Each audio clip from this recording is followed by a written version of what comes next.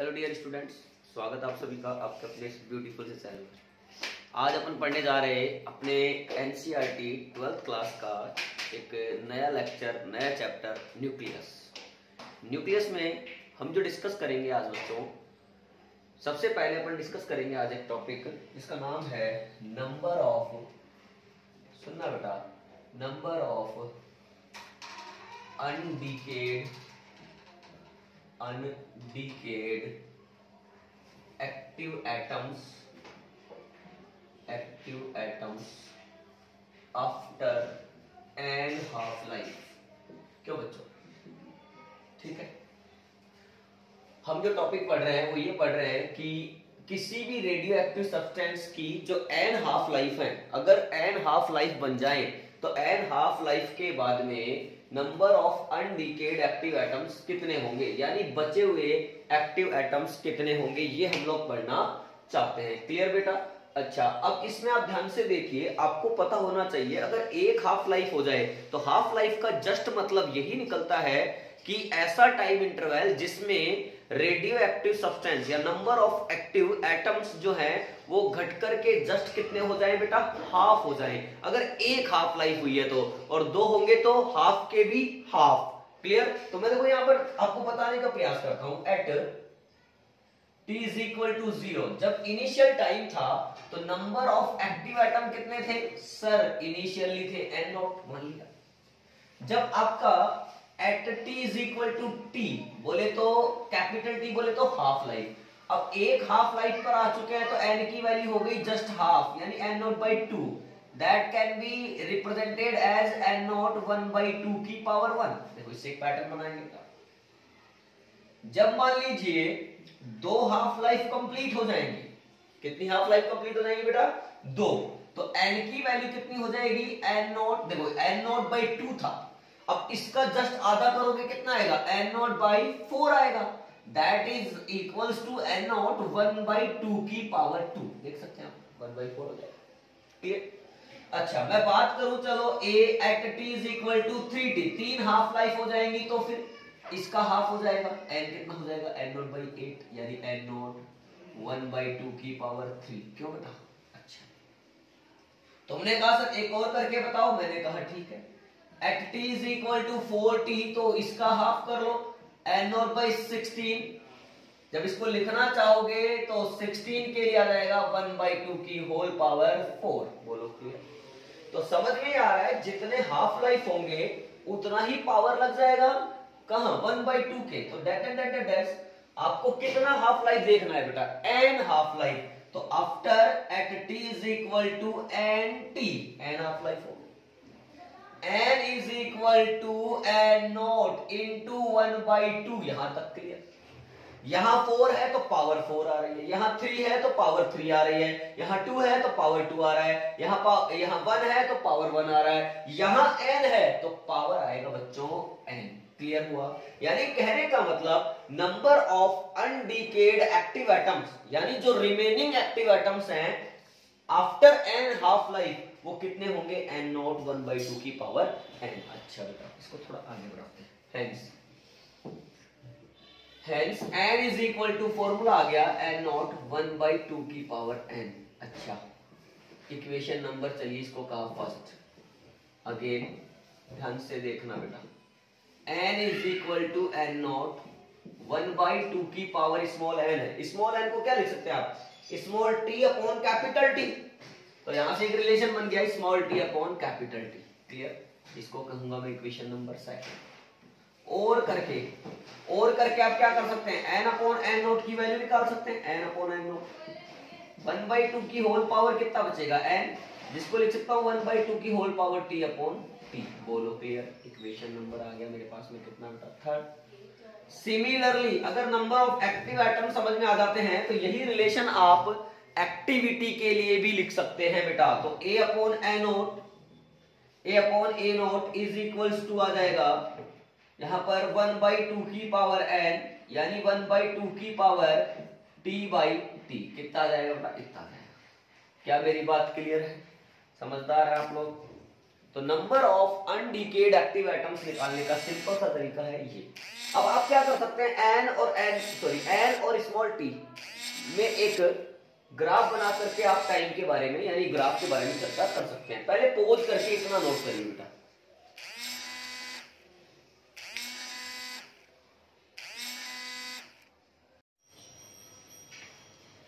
लिख लिया बेटा, ओके, रफ करें इसको। अब देखिए, अब अपन क्या करेंगे, नंबर ऑफ एक्टिव एटम्स और टाइम में ग्राफ ड्रॉ करेंगे, और ग्राफ में भी आप 1 half life, 2 half life, 3 half life, इन सब के बाद में number of active atoms mark कर सकते हैं। एक ग्राफ देखिए बेटा, ग्राफ एन वर्सेस टी, किसमें बनाना है बेटा, एन वर्सेस टाइम। देखो आपको पता है कि जब टाइम की वैल्यू 0 होगी, जब टाइम की वैल्यू कितनी होगी बेटा, 0, जब टाइम 0 होगा तो number of active atoms maximum होंगे, कितने होंगे, एन नॉट, ओके। और फिर जैसे जैसे टाइम इंक्रीज करेगा वैसे वैसे नंबर ऑफ एक्टिव एटम्स घटते रहेंगे एक्सपोनेंशियली। यहां पर है एन नॉट, ये मार्क कर दिए। अब आते हैं बेटा 1 हाफ लाइफ पर, तो 1 हाफ लाइफ जब होगी यानी जब स्मॉल टी का वैल्यू कैपिटल टी के बराबर होगा तो एन की वैल्यू कितनी आ जाएगी, एन नॉट बाई 2, बोलो क्लियर। जब स्मॉल टी की वैल्यू कैपिटल 2 यानी 2 टाइम्स ऑफ टी होगी तो यह जाएगा एन नॉट बाई 4, बोलो क्लियर। अच्छा एक और बना लेते हैं, जब टी की वैल्यू 3t के इक्वल होगी तो बेटा यह जाएगा एन नॉट बाई 8, बोलो क्लियर है क्या। इस तरह से आप करके बता सकते हैं। आया समझ, फटाफट से नोट करिए, एक नया टॉपिक स्टार्ट करेंगे फिर, ओके बेटा, फटाफट से नोट कर लीजिएगा।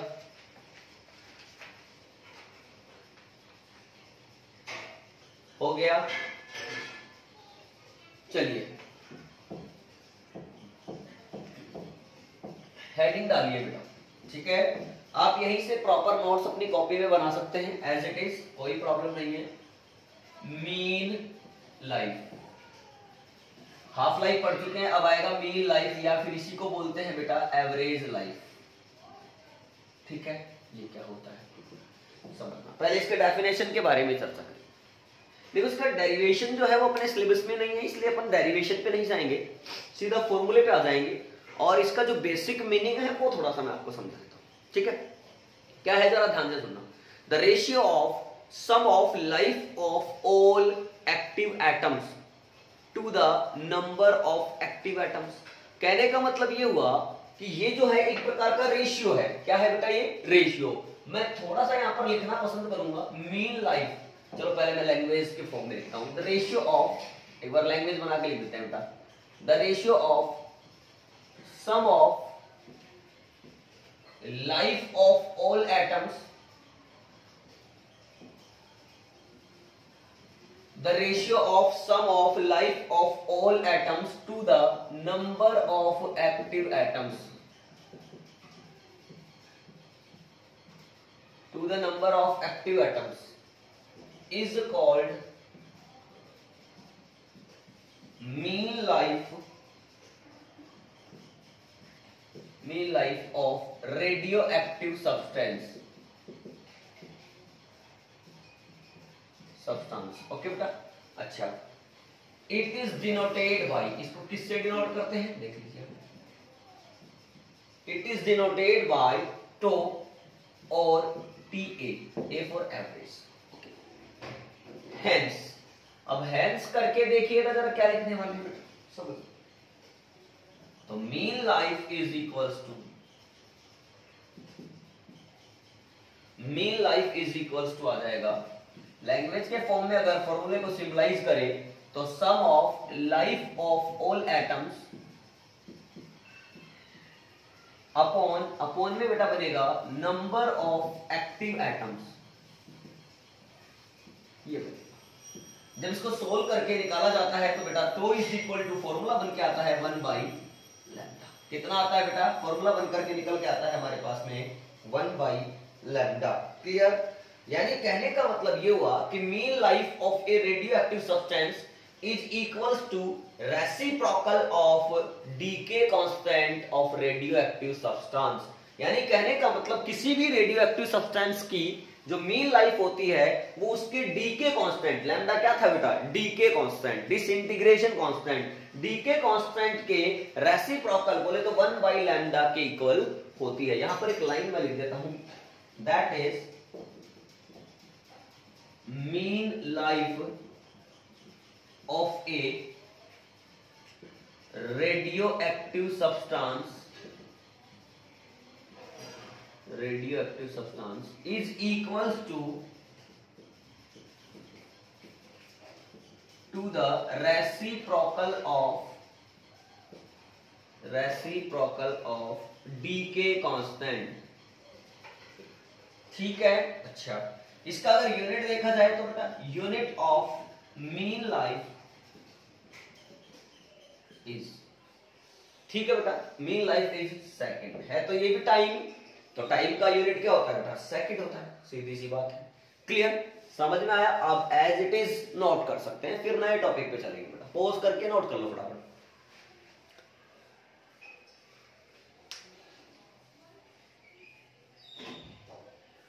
हो गया बेटा? ओके, चले, ठीक, रफ कर ले इसको। ओके चलिए, ठीक है, स्क्रीनशॉट ले लिया करो, कोई दिक्कत नहीं है, ठीक है। फिर आप कॉपी में इसको नोट कर सकते हैं as it is, fair note से, ठीक। नेक्स्ट टॉपिक पर आ जाते हैं। नेक्स्ट टॉपिक क्या है यहाँ पर, relation between mean life and half life of a radioactive substance।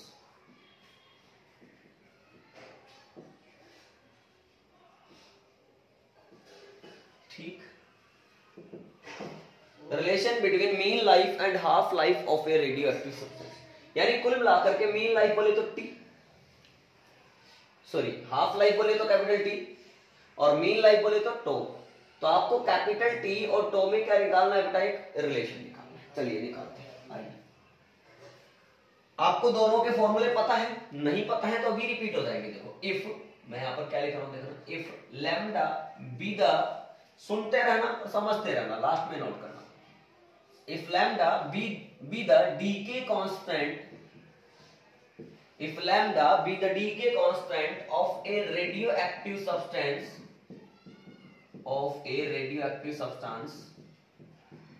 then its half life, पहले इसका हाफ लाइफ का फॉर्मूला बना के देता हूं मैं। कैपिटल टी का फॉर्मूला आता है 0.693 upon lambda, equation number first, बोलो क्लियर।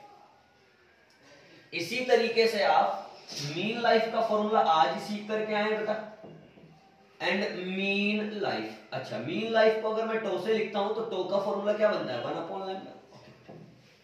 आपके पास इक्वेशन 1 में हाफ लाइफ है, इक्वेशन 2 में आपके पास मीन लाइफ है। आपको इन दोनों में चक्कर चलाना है, क्या करिएगा, दोनों को डिवाइड कर दीजिएगा, सबसे अच्छा तरीका। फ्रॉम इक्वेशन 1 एंड 2 मैं डिवाइड करता हूं आपस में एक दूसरे को। मैंने किया t upon tau is equal to 0.693 upon lambda, इसको उल्टा करके मल्टीप्लाई कर दिया, लैम्डा अपॉन 1।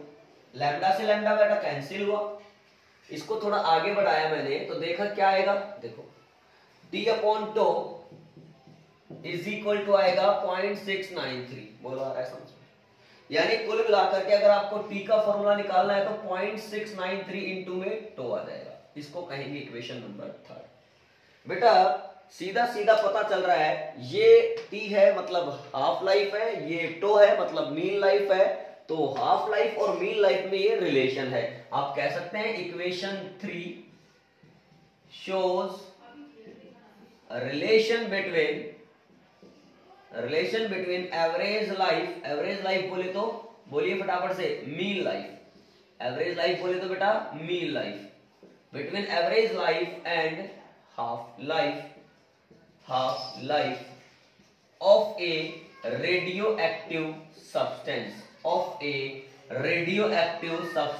बोलो क्लियर है क्या? आप निकाल सकते हैं। लैम्डा अगर डीके कांस्टेंट है तो आप हाफ लाइफ का फॉर्मूला जानते हैं, आप मीन लाइफ का फॉर्मूला जानते हैं, दोनों को डिवाइड करिएगा, आपके पास एक रिलेशन आएगा। That relation is between half life and mean life. Clear? फटाफट से नोट करिए बेटा पोज करके।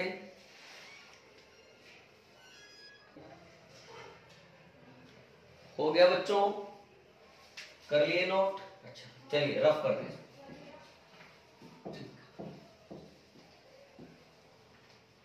आगे बढ़ते हैं। अब बेटा हमारे पास में आगे जो टॉपिक आता है वो है alpha comma beta and gamma decay. Alpha beta and gamma decay. इस लेक्चर में आज अपन अल्फा डीके को कवर करेंगे। किसको कवर कर लेंगे आज अपन? अल्फा डीके को यहां पर कवर कर लेंगे जितना हो पाएगा उतना। ओके, फर्स्ट पॉइंट यहां पर अल्फा डीके के बारे में समझते हैं। अच्छा बेटा, अल्फा जो पार्टिकल है वो किसका न्यूक्लियस है? हीलियम का न्यूक्लियस। हीलियम बोले तो 2He4। इस पार्टिकल को या इस न्यूक्लियस को हम कहते हैं अल्फा पार्टिकल। क्या कहते हैं बेटा इसको? Alpha particle. अब डीके का मतलब होता है निकलना। क्या होता है बेटा? निकलना, इमिशन। क्या होता है बेटा? इमिशन। अच्छा, अब एक बात बताओ, तुम समझदार हो, अगर किसी भी रेडियो एक्टिव सब्सटेंस के एटम से अगर एक अल्फा पार्टिकल इमिट होगा तो उसका एटॉमिक नंबर कितने से रिड्यूस होगा? 2 से। और मास नंबर कितने से रिड्यूस होगा?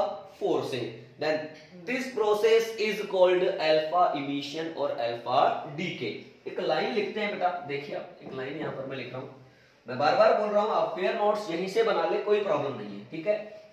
When A alpha particle is emitted from a radioactive substance,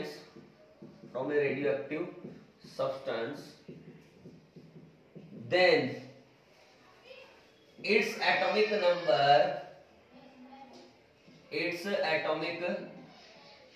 number becomes, या ऐसे लिख लीजिए, reduces by 2 and its mass number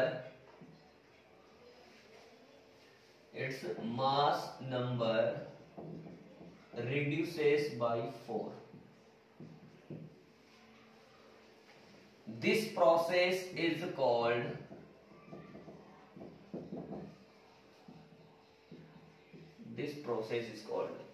alpha emission और अल्फा डीके। इस प्रोसेस को ही हम क्या बोलते हैं? अल्फा इमिशन और अल्फा डीके बोलते हैं। क्लियर? यही है अल्फा इमिशन और अल्फा डीके। जैसे अपन करके बताएं बेटा, जैसे मैंने कहा कि ZXA कोई न्यूक्लियस है, कोई रेडियोएक्टिव सब्सटेंस है, उससे हमें क्या करना है? एक अल्फा पार्टिकल का डीके करवाना है, ठीक है, समझना। यहां मैंने लिख दिया अल्फा डीके एरो बना करके। ये पेरेंट न्यूक्लियस है, इधर जो बनेगा वो डॉटर न्यूक्लियस बनेगा। अब मैंने कहा कि एटॉमिक नंबर जो Z है, जैसे अल्फा निकलेगा, ये अल्फा निकल चुका है, प्लस का 2He4, ये इमिटेड पार्टिकल हो गया। अब अल्फा निकला है तो एटॉमिक नंबर 2 से रिड्यूस होगा, Z-2 वाला बनेगा। अब अगर एटॉमिक नंबर बदल गया है तो यहां पर X नहीं लिख सकते, कुछ और लिखेंगे, Y लिख देंगे। मास नंबर कितने से रिड्यूस होगा बेटा? 4 से। पहले A था, अब कितना हो गया? A-4। बोलो क्लियर? ये बनेगी आपकी रिएक्शन। क्लियर है? आप देख सकते हैं Z-2 + 2 Z, A-4 + 4 A, यानी बैलेंस है। क्लियर है? ये आपका आ गया अल्फा डीके वाला प्रोसेस। मेरी बात समझ में आ गई? इसमें सर कुछ एग्जांपल्स पूछ सकता है क्या वो, या आप एग्जांपल समझा सकते हैं क्या? बिल्कुल बेटा, मैं कुछ एग्जांपल्स आपको बता देता हूं। यहां पर देखिए एक एग्जांपल, पहला एग्जांपल हमने ये फर्स्ट चैप्टर में भी डिस्कस किया था। जैसे मान लीजिए 92 यूरेनियम 238 है, 92 यूरेनियम 238 में से मुझे एक अल्फा निकालना है, अल्फा डीके करना है, करते हैं। यहां से 92 से जो अल्फा निकलेगा तो बनेगा 90 पे आता है थोरियम। आपको ये याद हो चाहे नहीं हो, कोई फर्क नहीं पड़ता है। वो 3-4 एरो बना करके अल्फा बीटा गामा इस तरह से इमिशन दर्शा करके आपको लास्ट वाले के या बीच वालों के एटॉमिक नंबर और मास नंबर पूछने का प्रयास करता है। तो आपको प्रोसेस अगर मालूम होगा तो आपको एटॉमिक नंबर और मास नंबर कितने से कम होते हैं कौन से डीके के अंदर, ये दिमाग में रखिएगा, आपके आंसर मिल जाएंगे। ये कौन सा बनेगा इसके बारे में आपको जानकारी हो या नहीं हो इससे कोई फर्क नहीं पड़ता। 90 थोरियम ये 4 से घटेगा, 238 था 234 हो गया, यहाँ पे क्या ऐड होगा 2He4 ऐड होगा। क्लियर, बैलेंस है मामला। अच्छा बेटा, अब ऐसा नहीं है कि यहाँ पर एनर्जी इमिट नहीं होती है, आप यहाँ ऊपर भी दिखा सकते हैं, जब एक अल्फा निकलता है तो एनर्जी यहां से इमिट होती है, that is Q, emitted energy होगी। यहां पर भी दिखा देंगे इमिटेड एनर्जी होगी। एक और एग्जांपल लेना चाहते हैं रेडियम का, 88 रेडियम 226, यहां से अल्फा निकाला बेटा मैंने, जब अल्फा निकाला तो ये बनेगा 86 RH222 प्लस 2He4 प्लस का कैपिटल Q। क्लियर, ये बनेगा। आप देख सकते हैं इन सभी रिएक्शंस में नंबर ऑफ न्यूक्लियॉन्स बोले तो मास नंबर, और चार्ज यानी एटॉमिक नंबर क्या है, कांस्टेंट है। ये आप देख रहे हैं अल्फा डीके है, इसके बारे में कुछ एरो बना करके हम लाइनें नोट करेंगे, कुछ पॉइंट्स नोट करेंगे। पहले आप इसको नोट करिए पोज करके फटाफट। हो गया बेटा, कर लिए नोट। अब कुछ एरो बना करके यहाँ पर अपन कुछ लाइनें नोट करेंगे जस्ट इसके नीचे। क्लियर, मैं इसको हटा देता हूं। तो आप लोग कॉपी में ऐसे कैसे इस इन रिएक्शंस के नीचे कुछ लाइनें नोट कर सकते हैं नोट्स के फॉर्म में। यहाँ पर मैं लिखता जा रहा हूं, पहले फर्स्ट एरो में मैं लिख रहा हूं in above reactions number of nucleons and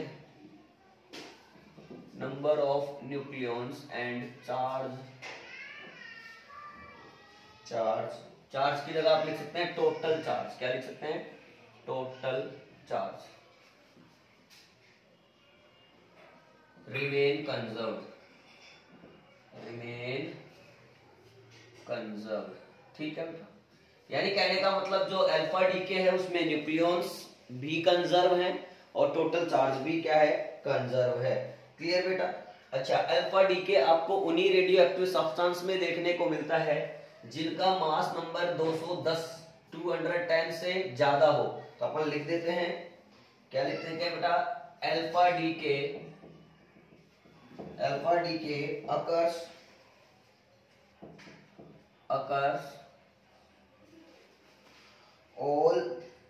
occurs in all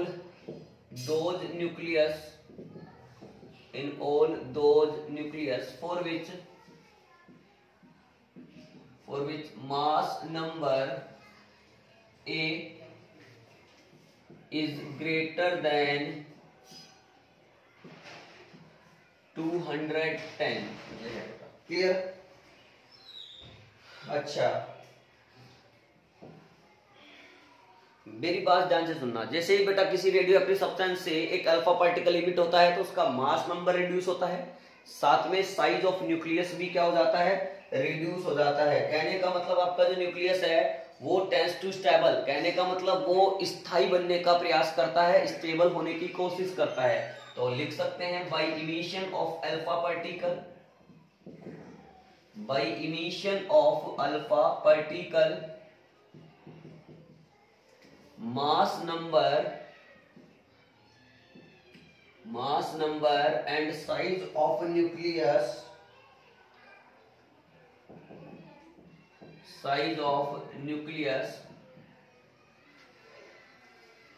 are reduced, hence nucleus tends to be stable, tends to की और अग्रसर, tends to be stable, स्थायी होने की और अग्रसर हो जाता है। क्लियर बेटा। अगला एरो सबसे काम का, हमने अल्फा डीके में कहा था प्लस का कैपिटल क्यू, ये इमिटेड एनर्जी इसको कहते हैं डिसइंटीग्रेशन एनर्जी। क्या बोलते हैं बेटा इसको, डिसइंटीग्रेशन एनर्जी, सिलेबस में है। देखो डिसइंटीग्रेशन एनर्जी अगर निकालना चाहोगे तो कैसे निकालोगे बेटा, सर हम जानते हैं आइंस्टीन के फॉर्मूले से, आइंस्टीन कहता है E = mc², या फिर वो ये भी बोलता है कि एनर्जी से मास बनाया जा सकता है, मास से एनर्जी बनाई जा सकती है। तो यहाँ पर जो अल्फा डीके प्रोसेस होता है उसमें हमेशा पेरेंट्स न्यूक्लियस की एनर्जी जो होती है, या ऐसे कह दो कि पेरेंट्स न्यूक्लियस का मास डॉटर न्यूक्लियस के मास से हमेशा क्या रहता है बेटा, ज्यादा रहता है। तो ये जो मास में डिफरेंस आ रहा है, यही डिफरेंस यानी यही डिफेक्ट जो होता है, मास डिफेक्ट जो होता है, वो एनर्जी प्रोवाइड करवाता है। कौन सी? Disintegration energy. मैं यहां पर एक लाइन लिखूंगा, आप समझ जाएंगे। देखिए बेटा क्या कहना चाह रहा हूं मैं। in alpha decay process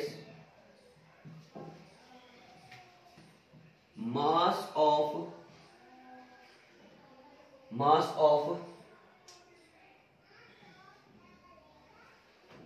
आप बोल सकते हैं बेटा कौन सा, parents nucleus, mass of parent nucleus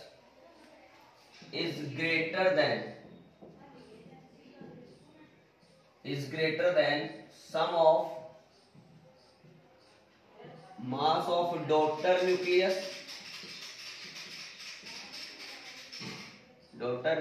and decayed particle। इन दोनों का जो सम करोगे, अल्फा पार्टिकल हो गया और वो जो डॉटर बना है वो हो गया, is greater than sum of mass of daughter nucleus and decayed particle, hence this mass defect produces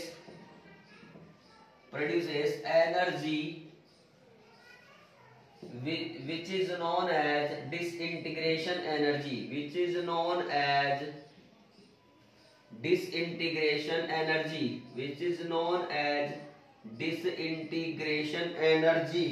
disintegration energy, clear बेटा? disintegration energy is denoted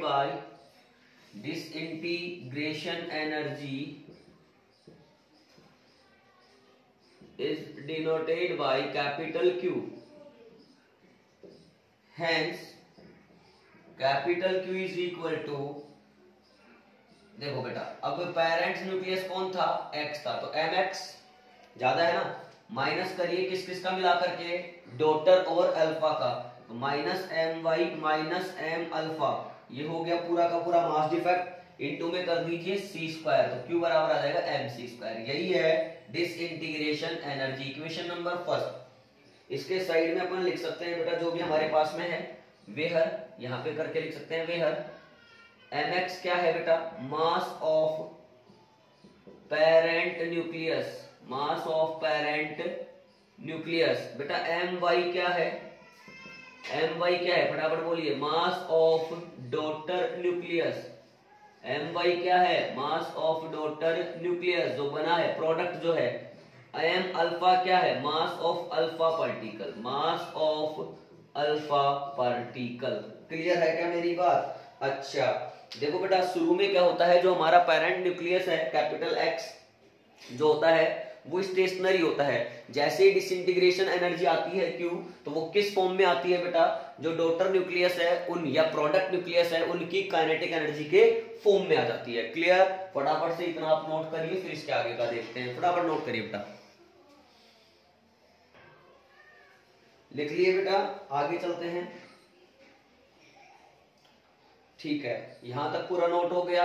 अब देखिए एक लाइन और नोट कर सकते हैं आप इसमें, क्या, यहां पर इसके जस्ट नीचे, if initially x is stationary then capital Q is obtained as kinetic energy of product।